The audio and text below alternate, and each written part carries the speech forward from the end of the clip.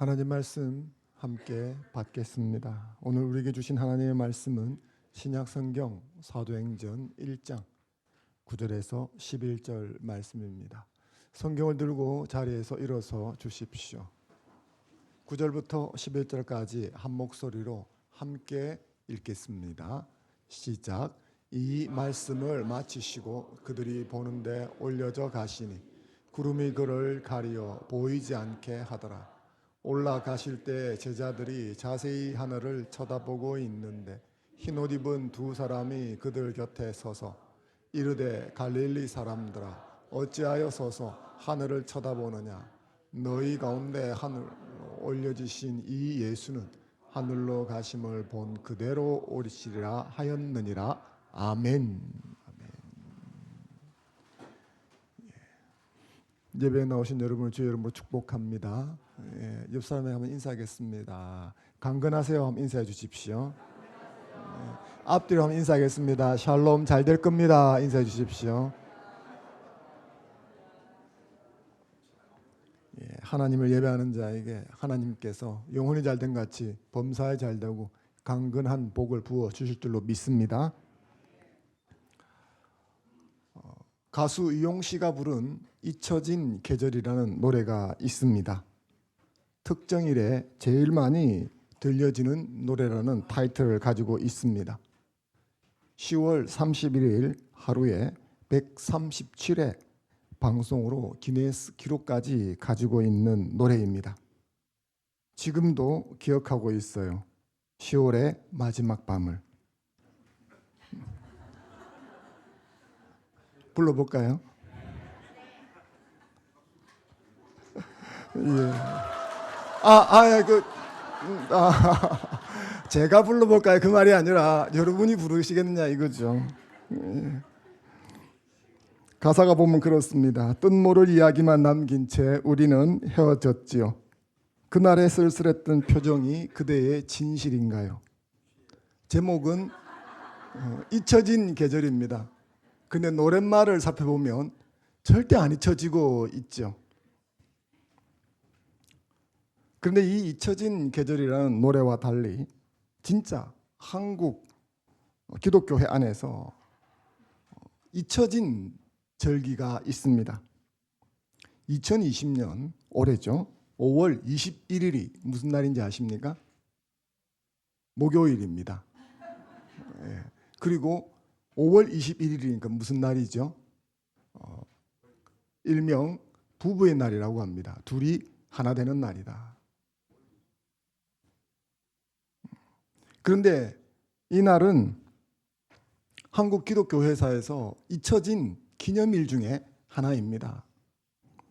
이 날은 예수님의 승천 기념일입니다.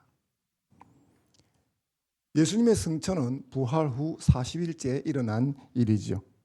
그리고 예수님의 승천 후 10일 되던 날 오순절 성령께서 강림하셨습니다. 그러니까 예수님의 부활이 부활절이죠. 오순절 성령께서 오신 절기가 성령 강림 주일입니다.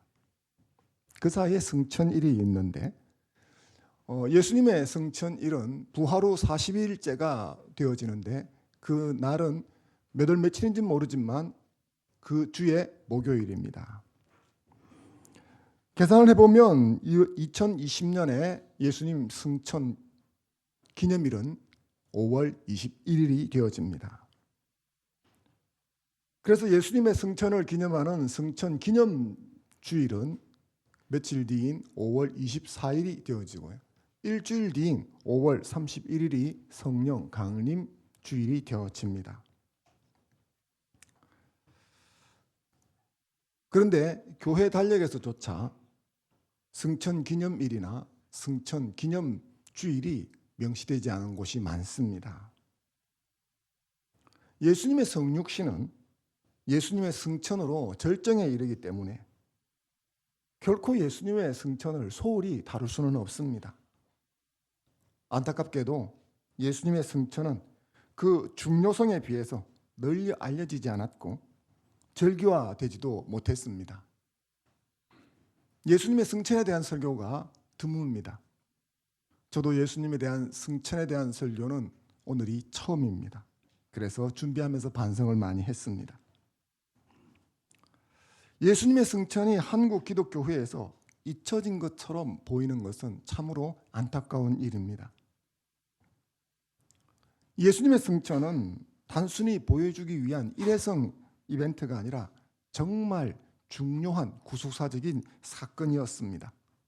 그래서 오늘은 올려져 가시니라고 하는 제목으로 예수님의 승천의 중요성에 대해서 함께 하나님의 은혜를 나누고자 합니다. 본문 9절 말씀을 같이 한번 읽어보겠습니다. 시작.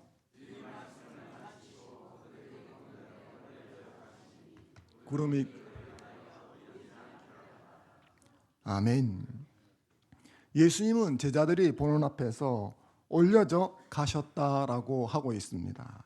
누가복음 24장 51절 말씀을 통해서 좀 더 분명하게 알아보겠습니다. 누가복음 24장 51절 같이 한번 읽어보겠습니다. 시작. 축복하실 때 그들을 떠나 하늘로 올려져 지시니. 그러니까 올려져 갔다는 것은 하늘로 올려져 갔다라는 것입니다. 그런데 여기서 하늘로 올라갔다는 것이 어떤 의미일까요?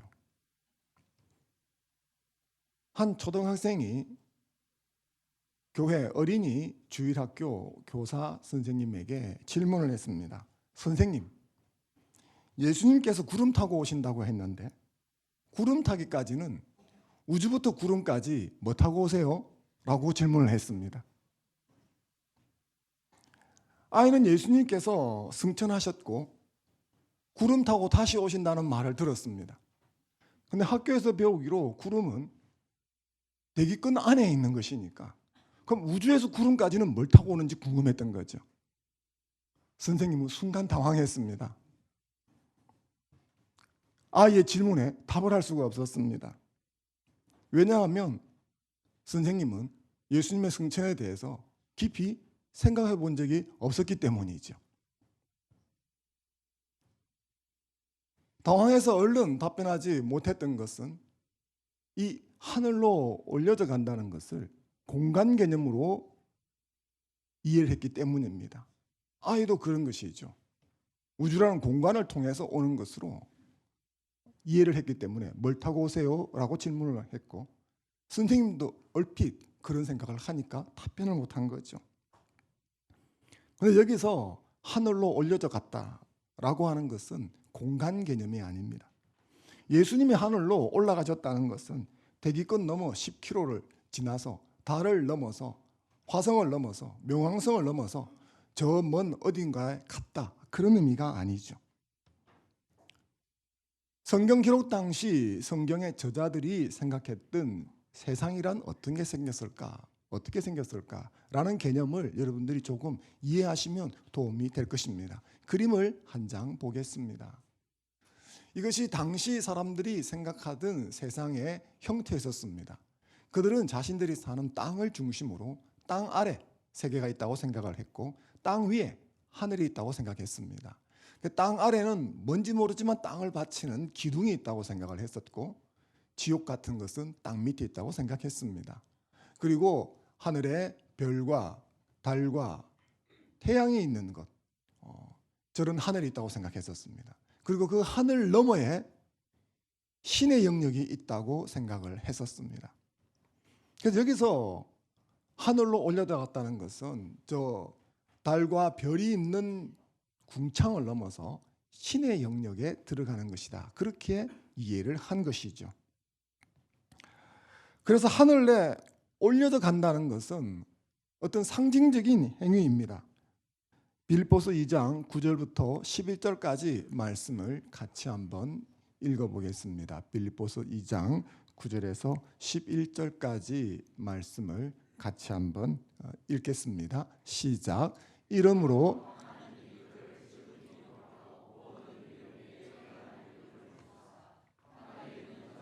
땅에 있는 자들과 모든 무릎을 꿇게 하시고 모든 입으로 예수 그리스도를 주라. 아멘. 그를 지극히 높여라고 하는 것은 하늘에 올라가는 행위를 말하는 것입니다. 이것은 우주적 계급 질서 안에서 예수님의 권세와 지위가 얼마나 높아졌는지를 보여주는 상징 언어입니다. 그러므로 하늘로 올라간다는 것은 높은 지위와 능력과 힘과 권세를 가지게 되었다라는 의미이지요. 예수님께서 하늘로 올라가셨다는 말은 통치받는 곳에서 통치하는 곳으로 자리 이동을 하셨다라는 뜻입니다. 땅은 통치를 받는 곳이죠. 하늘은 통치를 하는 곳입니다. 통치를 받는 위치에서 통치하는 위치로 자리 이동이 있었다. 그래서 이것은 하늘과 땅의 모든 권세를 가지신 예수님이 왕으로 통치하시는 새로운 시대가 열렸다는 말입니다. 예수님의 승천은 예수님이 보좌에 앉으셔서 왕 같은 제사장으로 통치하시는 새로운 시대의 출발을 알리는 빵빠레와 같은 것입니다. 예수님께서 보좌에 앉으셔서 통치하심으로 인해서 이 새로운 시대가 열림으로 인해서 저와 여러분들에게는 어마어마한 유익이 주어지게 되었습니다. 에베소서 4장 10절 말씀을 같이 한번 읽어보겠습니다. 에베소서 4장 10절입니다. 시작. 내리셨던 그가 곧 하늘 위에 오르신 자니 이는 만물을 충만하게 하려 하심이라. 아멘.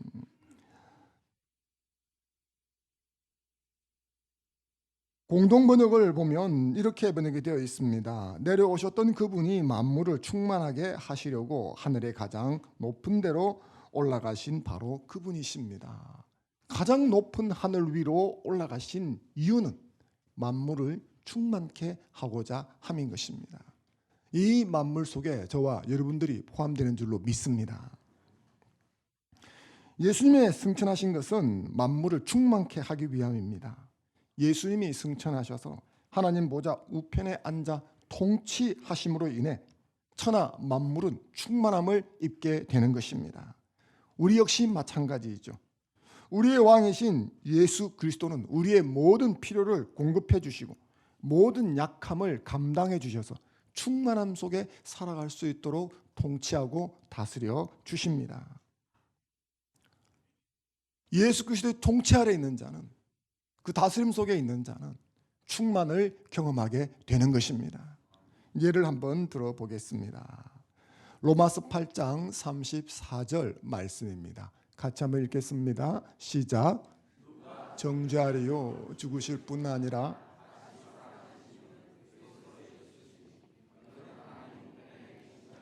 우리를 위하여 간구하는 자시. 아멘. 이 말씀을 보면 모든 신자는 하늘 보좌에 앉으신 예수님의 중보 기도를 받고 있다는 것을 알 수가 있습니다. 그런데 그 예수님은 모든 권세를 가진 왕의 왕이십니다. 그 왕의 가호를 받고 있는데 누가 그 사람을 건드릴 수 있겠습니까? 그 왕 중 왕이 위에서 기도해 주고 있는데 누가 건드릴 수 있겠습니까?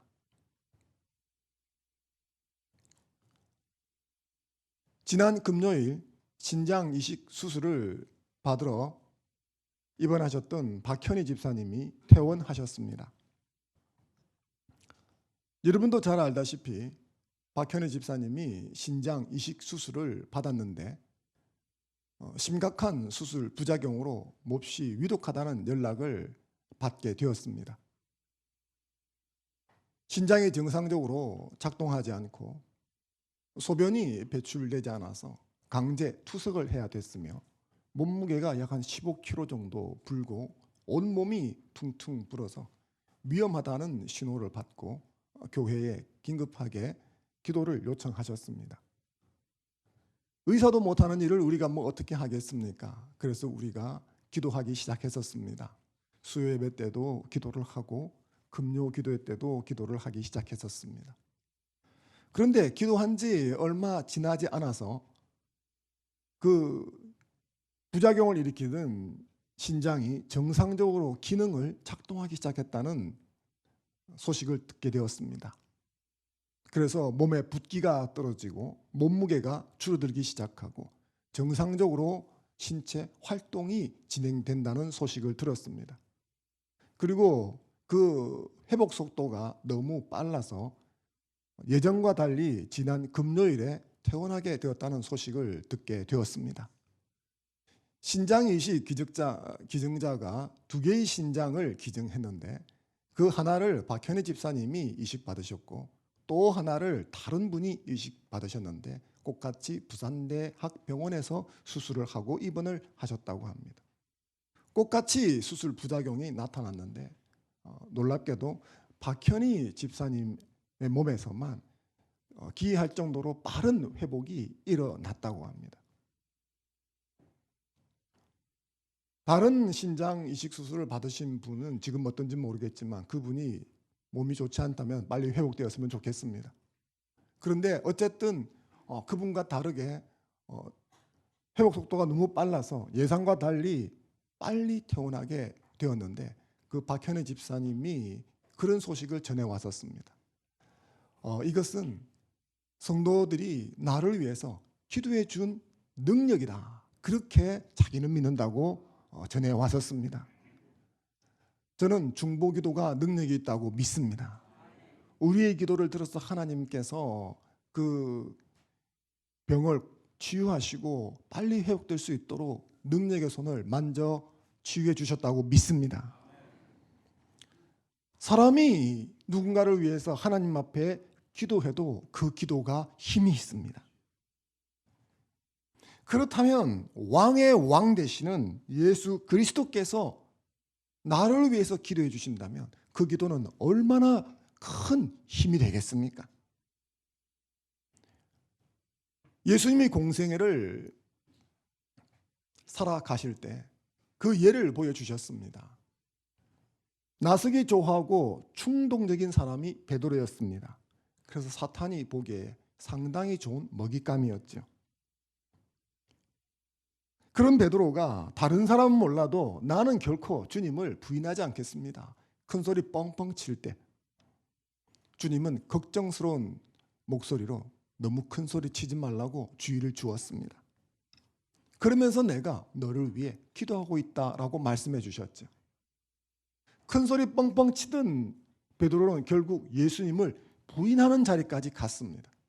사탄의 술책이 베드로를 넘어뜨리려고 하는 사탄의 괴계가 성공하는 듯 보였지만 우리가 잘 아는 대로 사도 베드로는 그 실패를 오히려 디딤돌로 삼아서 우리가 아는 사도 베드로, 초대교회의 초석을 낳는 위대한 인물이 되었습니다. 그런데 그 원동력이 어디에 있었겠습니까? 그의 의지, 그의 능력? 저는 예수님이 그를 붙들고 있었기 때문이라고 믿습니다. 예수님이 그를 위해서 기도해 주셨기 때문이라고 믿습니다. 사탄이 베드로를 어찌할 수 없었던 것은 예수님께서 그를 위해 기도하시고 그의 손을 붙들고 있었기 때문입니다. 그런데 그 예수님께서 오늘 신자를 위해서 기도해 주고 계십니다. 요한 1서 5장 18절 말씀을 같이 한번 읽겠습니다. 시작.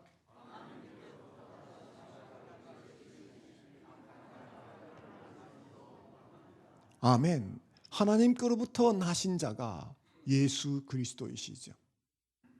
그를 지키심에, 신자를 지키심에 악한 자가 사탄이 신자를 건드릴 수 없다, 넘어뜨릴 수 없다, 해코지할 수 없다. 믿으십니까? 아멘. 그렇습니다. 예수 그리스도께서 기도해 주는 자를 사탄이 어떻게 건드릴 수 있겠습니까? 무너뜨릴 수 있겠습니까? 결코 그럴 수 없는 줄로 믿습니다. 요즘 우리 주변의 상황이 흉흉합니다. 신종 코로나 바이러스, 일명 우한폐렴이 확산되어지고 있습니다. 바다 건너 중국에서는 많은 사람이 죽어가고 있습니다. 한국은 아직 죽는 사람은 나오지 않았지만 이 우한폐렴 때문에 이렇게 저렇게 고통받고 생명의 위협뿐만 아니라 경제적으로 어려움을 겪는 많은 사람들이 있습니다. 우리를 두렵게 하는 것들이 우한폐렴뿐이겠습니까? 살아가다가 보면 우리를 힘들게 하고 어렵게 하고 고통스럽게 하고 절망으로 몰아넣는 것들은 무수히 많이 있습니다. 하지만 저와 여러분들이 예수 그리스도를 구세주와 주인으로 믿는 자라면 주님이 눈동자처럼 지켜줄 줄로 믿습니다. 악한 자가 건드리지 못하게 할 줄로 믿습니다. 주님께서 저와 여러분을 위해서 기도하는 것입니다. 누가 무너뜨릴 수 있겠습니까? 그러므로 이런 신종 코로나 사태에 있어서 내가 주의도하고 내가 할 수 있는 최선을 다해서 방비를 해야 하지만 과도하게 염려하고 두려워하고 걱정하지 않는 여러분이 되셨으면 좋겠습니다. 주님이 나를 지키시니 우리를 지키시니 주님께서 선한 길로 인도하실 것이다. 이것을 믿는 저와 여러분이 되면 좋겠습니다. 이런 것들이 예수님이 승천하심으로 인해서 우리가 입는 유익함 중에 하나인 것입니다. 이 승천으로 인해서 우리는 많은 혜택을 입게 되는데 그렇다면 신자로서 이 혜택을 입는 자로서 어떤 삶을 살아야겠습니까? 그것은 예수님의 승천 사건을 통해 예수님의 통치가 시작되었다는 것을 힘있게 증거하는 일인 것입니다. 십자가에서 죽으신 어린 양 예수께서 하늘 보좌에 앉으셔서 새로운 시대를 선포하시고 통치하시기 시작했다는 것을 증언해야 하는 것입니다. 신자는 예수님의 승천을 통해 왕 같은 제사장 되시는 예수 그리스도의 통치가 시작되었다고 전파하는 자가 되어야 하는 것입니다.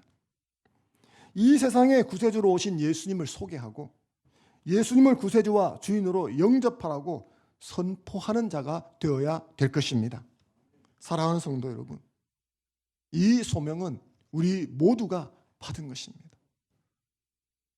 지난 주간에 우리는 사도행전 1장 8절을 살펴보았습니다. 땅끝까지 이르러 내 증인이 되리라, 되었으면 좋겠다 하는 그런 뜻이지만 이것이 원래는 동사가 명령형입니다. 그래서 되어라 라고 하는 것이 정확한 번역이죠. 증인 되어라, 누구 보고 하는 말입니까? 오늘 이 말씀을 듣고 하나님을 예배하는 저와 여러분들에게 하는 말씀인 줄로 믿습니다. 예수 그리스도의 왕되심을 선포하고 그 유익을 받아 누리라고 외치는 저와 여러분이 될 수 있기를 바랍니다. 무엇보다도 예수 그리스도의 왕되심에 나부터 순복하고 그 유익을 받아 누려야 될 것입니다. 내게도 예수 그리스도가 왕으로 자정하시고 통치하지 않는다면 누구에게 이 사실을 선포하겠습니까? 증인은 자신이 보고 듣고 경험한 것을 말하는 자입니다.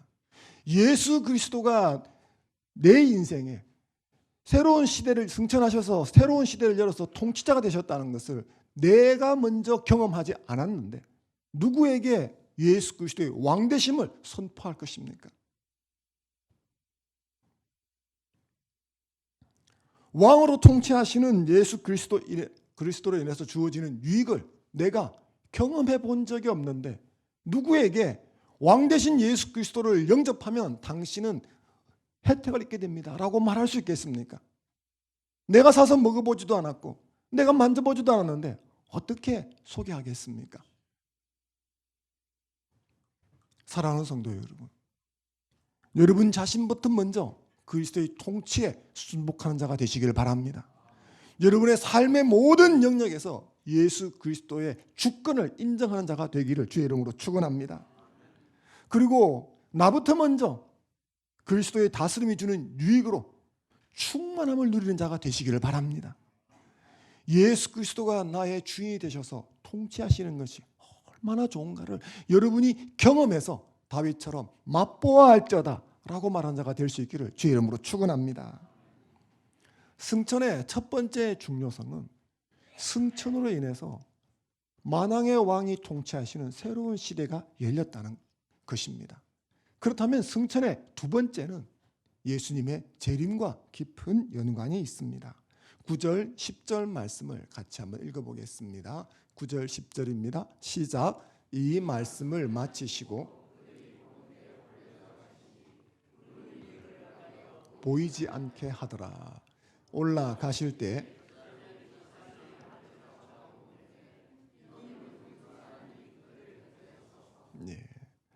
예수님의 승천하시는 모습을 자세히 기록해 놓은 파트는 누가복음 24장과 오늘 본문 말씀뿐입니다. 이 본문에서 예수님의 승천하시는 모습을 보면 첫 번째, 예수님께서는 제자들이 보는 앞에서 들려 올라간다. 마치 위에서 누군가 끌어당기는 것처럼 이렇게 서서히 하늘 쪽으로 간다. 그런 의미죠. 이것을 교회 용어로서는 휴거라고 합니다. 그리고 두 번째는 구름에 가려져서 보이지 않게 되었습니다. 그러니까 구름 속으로 들어가셨다라는 거죠. 여기서 이 구름은 영적인 의미가 아니라 자연 현상 속에 있는 구름입니다. 이 구름의 역할은 뭐냐면 예수님이 더 이상 보이지 않게 하는 역할을 하는 것이죠. 그리고 제자들이 그 구름 속으로 들어간 예수님을 한참 바라보고 있을 때 그들 옆에 흰옷을 입은 두 사람이 갑자기 나타나셨습니다. 인간의 형상을 한 천사들입니다. 이 두 천사는 제자들에게 예수님께서는 언젠가 떠나실 때의 모습 그대로 돌아오실 것이라고 가르쳐 줍니다. 본문 11절이죠. 같이 한번 읽겠습니다. 본문 11절 말씀 시작. 이르되 갈릴리 사람들아 어찌하여 서서 하늘을 쳐다보느냐.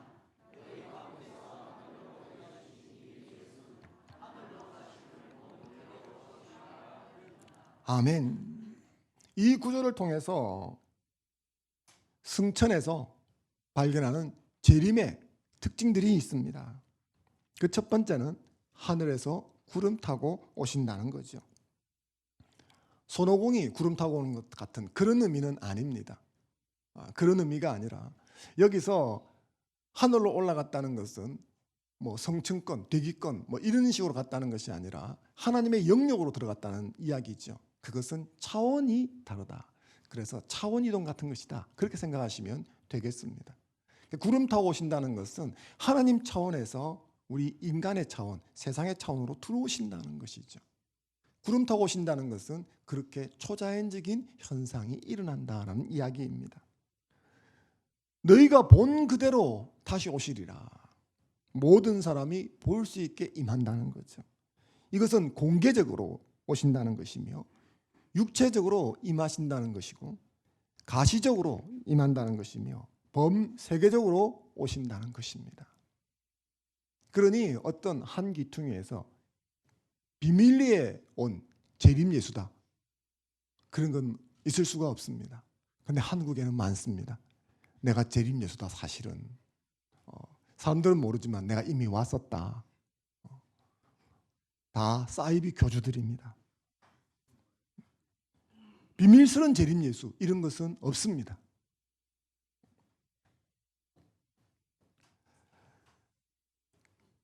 이것이 승천에 관해서 보여주는 사도행전의 기록들입니다. 이 장면에서 우리가 주목해 보아야 될 게 뭘까요? 대개 사람들은 이 승천 장면 그리고 예수님의 재림하시는 어떤 이야기가 나오면 가장 주목하는 것은 몇 월 며칠 몇 시냐 하는 것입니다. 하지만 예수님의 재림에서 우리가 주목해 보아야 될 것은 그런 게 아니죠.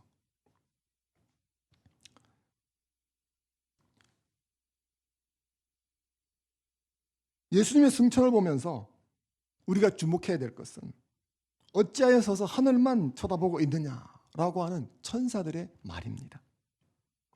제자들은 예수님이 보이지 않게 될 때까지 하늘만 쳐다보고 있었습니다. 눈앞에서 예수님이 공중으로 쫙 올라가시는데 그 얼마나 신비롭고 놀라운 현상이겠습니까? 보통 이 승천 장면을 명화로 그린 것을 보면 이 공중에서 빛이 이렇게 사방으로 쫙 이렇게 퍼져나가는 그런 모습입니다. 아마 이걸 동영상으로 찍으면 온몸에서 빛이 이렇게 쫙 나가고 서서히 올라가면서 할렐루야 코러스 같은 것이 쫙 받쳐지는 그런 장면이 아닐까 싶습니다. 저와 여러분이 그 자리에 있다고 생각해 보십시오. 얼마나 신기하겠습니까? 그렇게 서서히 천천히 쫙 올라가시다가 구름 속으로 머리부터 서서히 들어가기 시작하셨습니다. 그리고 발끝이 다 들어갔습니다. 보이지도 않는데 제자들은 고개를 쳐들고 목이 아프지도 않는지 뚫어져라 계속 그것만 쳐다보고 있는 것이죠. 그런 제자들을 향해서 두 천사가 나타나서 어찌하여 서서 하늘만 쳐다보고 있느냐라고 말하는 것입니다. 그것은 제자들이 승천이라는 신비 현상에만 이목이 집중되어 있는 것을 원치 않는다는 말이기도 하죠. 도리어 승천 너머에 있는 사실, 즉 주님의 재림을 확신하고 오늘 주어진 사명에 주목하라는 말이기도 합니다. 자기들이 해야 할 사명을 잊어버리고 이적 현상 자체의 마음을 빼앗기고 있는 제자들에 대한 경계요 깨우침이라고 할 수 있습니다. 천사들은 제자리에 멍하니 서서 가시는 주님을 바라볼 것이 아니라 다시 오실 주님을 대망하라고 권면하는 중이지요. 사랑하는 성도 여러분, 성도는 가신 주님을 생각하기보다는 오실 주님을 대망하면서 살아야 하는 존재입니다. 어찌하여 서서 하늘을 쳐다보느냐 하는 질책처럼 넉넉히 있어서는 안 됩니다. 기독교는 하늘을 바라보는 종교이지만 발이 허공에 둥둥 떠다니는 허황된 종교가 아닙니다. 신비 현상을 보고 좋아라 하면서 여기가 좋사오니 초막셋을 짓고 한 500년 삽시다. 그런 종교가 아닙니다. 재림을 준비하는 삶이란 그저 하늘이나 쳐다보면서 세월을 보내는 도피적이고 염세적인 삶을 뜻하는 것이 아닙니다.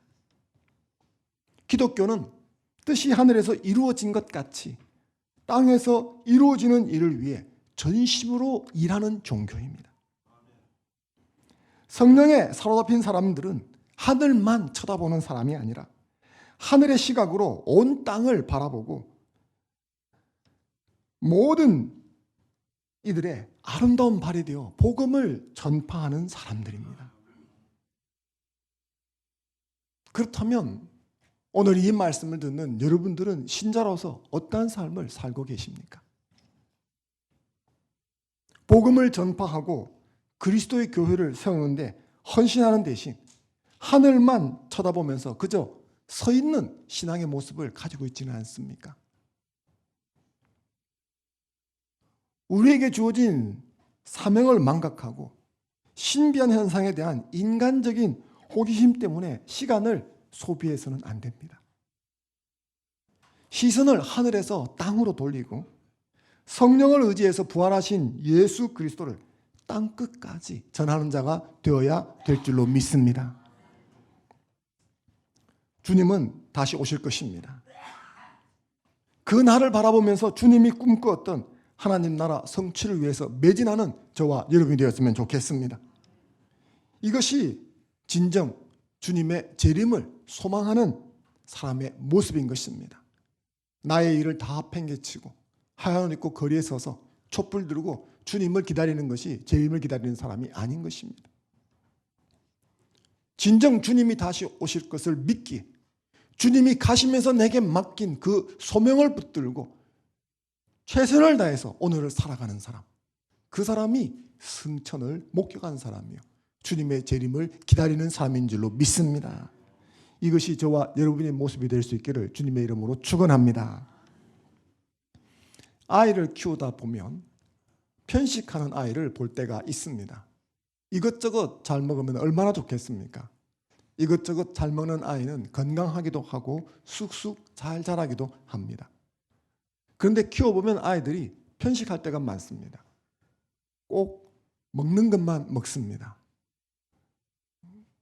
제 먹고 싶은 것만 먹습니다. 엄마가 아빠가 먹으라는 건 잘 안 먹습니다. 그리고 자기 좋아해서 먹는 걸 보면 또 꼭 영양가가 별로 없는 걸 먹습니다. 별 문제가 없으면 편식하는 것을 내버려 두겠는데 편식하면 건강하게 자랄 수가 없습니다. 영양분을 골고루 섭취하지 못하니까 자라기 위해서 필요한 영양소가 결핍되어져서 병을 쉽게 앓게 되고 균형을 잃게 되어지죠. 신앙생활도 마찬가지입니다. 마치 아이가 음식을 편식하듯이 어느 일정 주제들에 대해서만 편협적으로 관심을 기울인다면 건강한 신앙이 되기 어렵습니다. 두려워 말라 내가 너와 함께함이니라. 놀라지 말라 나 너의 하나님이 됨이니라. 얼마나 좋은 말씀입니까? 성경을 읽을 때마다 이런 구절만 찾아서 읽습니다. 촛대를 옮기기 전에 돌이키라. 이런 말씀은 패스를 해버립니다. 그러면 건강한 신앙이 되기 어려운 것이죠. 하나님의 말씀 속에서 모든 주제를 다양하게 섭취해야 하는 것입니다. 그럴 때 건강한 신앙이 될 수 있습니다. 오늘 우리가 함께 나누어 보았던 예수님의 승천일도 그렇습니다. 교회의 대표적인 절기를 두 가지만 꼽는다면 뭐가 꼽히겠습니까? 부활절, 성탄절, 그렇죠. 그래서 이 절기가 되어지면 교회가 분주하고 여러 가지 활동이 많아집니다. 하지만 이 절기 속에서도 잊혀진 절기들이 있는 것이죠. 그 중에 하나가 예수님의 승천절입니다. 우리가 건강한 신앙을 가지기 위해서는 이와 같이 구속사적으로 중요한 의미를 가지고 있지만 잊혀져 있는 것들을 찾아내어서 그 의미를 다시 되새겨야 될 줄로 믿습니다. 승천절은 한국 교회에서는 거의 잘 지키지 못하는 절기입니다. 하지만 중요합니다. 승천절은 예수님이 만왕의 왕, 만주의 주로 즉위하기 위해서 하늘 보좌에 등극하신 것을 기념하는 절기입니다. 승천절은 왕의 왕이신 예수님이 재림주로 다시 오실 것을 보여주는 절기입니다. 따라서 우리는 이 승천절이 우리에게 주는 교훈을 올바로 이해를 하고 우리의 삶에 이 교훈을 녹여내야 될 줄로 믿습니다. 예수님의 승천과 재림 사이의 기간, 이 기간을 성령의 시대 혹은 교회의 시대라고 그러는데 지금 우리가 살아가는 시대입니다. 그리고 이 기간 동안에는 하나님께서 이 세상을 구원하시는 일을 모두 저와 여러분에게 맡기셨습니다. 예수님의 초림으로 임한 하나님 나라를 땅끝까지 확장하는 일에 저와 여러분을 부르셨습니다. 그래서 우리는 주님 다시 오실 그날까지 믿지 않는 자들에게 예수님의 성육신과 죽으심과 부활과 승천과 재림을 증언해야 하는 것입니다. 그래서 예수님의 통치가 모든 영역에서 이루어질 수 있도록 열심을 다해야 합니다. 이것이 예수님의 승천을 올바로 이해하고 자신의 삶에 녹여내는 신자의 모습입니다. 사랑하는 성도 여러분, 지금 여러분들은 무엇을 넉넉히 바라보고 계십니까? 혹시 신비한 현상을 넉넉히 바라보고 있지는 않습니까? 아니면 혹시 이 땅에서 다산과 풍요를 누리면서 사는 인생을 넉넉히 바라보고 있지는 않습니까? 지금 여러분의 관심과 열정을 다시 오실 주님을 맞이하는 증인의 삶에 돌리시기 바랍니다. 먼저 예수님의 통치에 여러분 자신이 먼저 굴복하는 자가 되시기를 바랍니다. 그리고 그 예수님의 통치로 인해서 여러분이 하나님 주시는 유익을 먼저 경험하는 자가 되기를 바랍니다. 그리고 하늘을 쳐다보면서 가만히 있지 말고 그냥 내 영적 유익으로 만족하지 말고 복음을 전파하고 교회를 세우는데 헌신하는 여러분이 되셨으면 좋겠습니다. 그래서 재림주를 만나는 날 다시 오실 그 주님께서 착하고 충성된 종이었다고 평가해주는 이 칭찬을 받는 저와 여러분이 될 수 있기를 주님의 이름으로 축원합니다. 잠시 주신 말씀 붙들고 함께 기도하는 시간 갖겠습니다. 함께 기도하겠습니다.